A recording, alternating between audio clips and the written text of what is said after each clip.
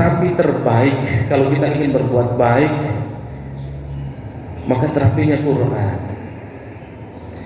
Cuman secara teori kita sudah tahu ini, hanya memang perlu membuktikan apa yang dikatakan dalam Al-Quran dan dikatakan oleh Nabi.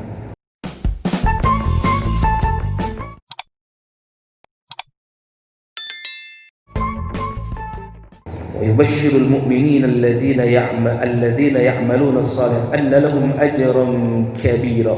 Maka kalau ini yang sudah kita dapatkan, Al-Quran yang Allah turunkan memberikan hidayah kepada kita dapatkan petunjuk dari Allah Subhanahu wa taala. Allah juga berikan kabar gembira buat kita semua. Semakin rajin kita beramal saleh, maka Allah siapkan di ayat ini, menutup ayat ini dengan annalahum ajran kabira.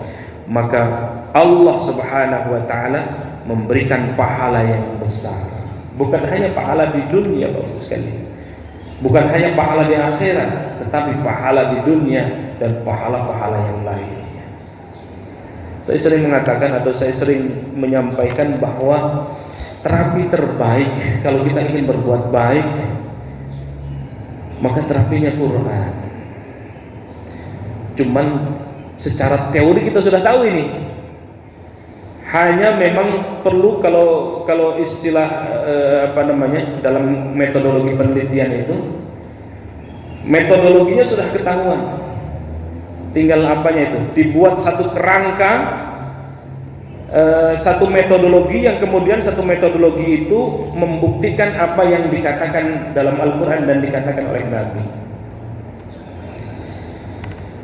Bagaimana tidak, satu huruf itu bernilai kebaikan.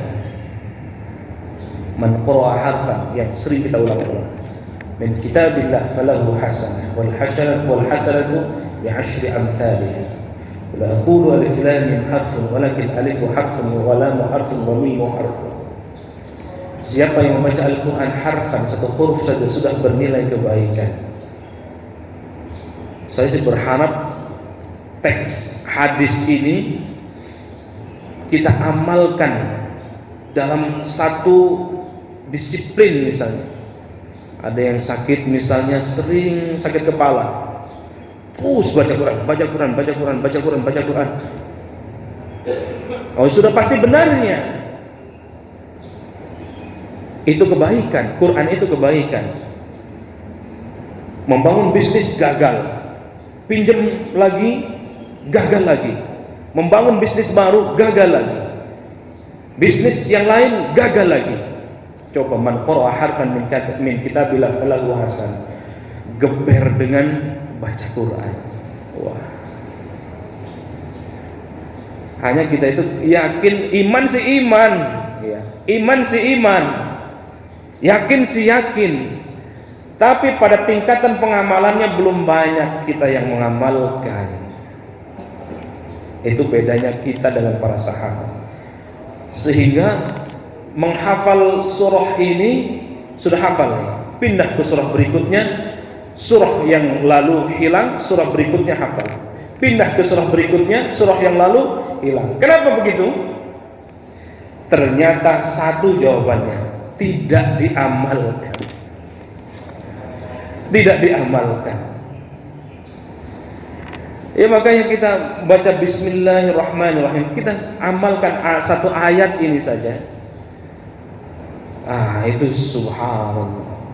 Begitu para sahabat Rasulullah itu begitu mendapatkan ayat dari Nabi menyampaikan ayat, menghafalnya lalu mengamalkannya. Belum mau beranjak ke hafalan berikutnya kalau belum dihafal dan diamalkan.